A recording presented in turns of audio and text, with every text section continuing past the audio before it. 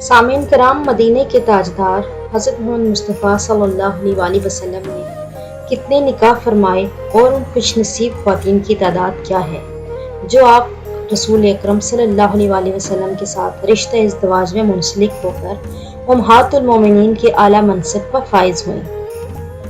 اس سلسلے پہ جن پر سب کا اتفاق ہے وہ 11 صحابیات رضی اللہ تعالیٰ عنہ ہیں۔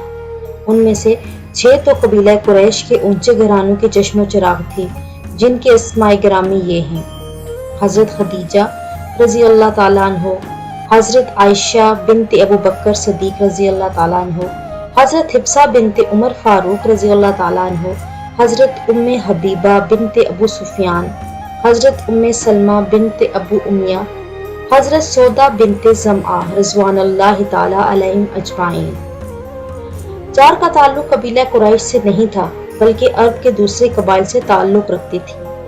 وہ یہ ہیں: حضرت زینب بنت حبش، حضرت میمونہ بنت حارث، حضرت زینب بنت خزیمہ اور حضرت جویریہ بنت حارث رضی اللہ تعالیٰ عنہ۔ اور ایک غیر عربیہ تھی، بنی اسرائیل سے تعلق تھا ان کا، یہ حضرت صفیہ بنت حئی رضی اللہ تعالیٰ عنہ تھی۔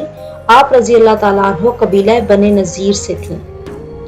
ان 11 میں سے 2 ازدواج مطہرات حضرت خدیجہ بنت خولید اور حضرت زینب بنت خزیمہ تو رسول اکرم صلی اللہ علیہ وسلم کی حیات ظاہری میں ہی دار آخرت کوچ کر گئی، جبکہ بقیہ 9 ازدواج مطہرات نے پیارے آقا صلی اللہ علیہ وسلم کے بعد انتقال فرمایا۔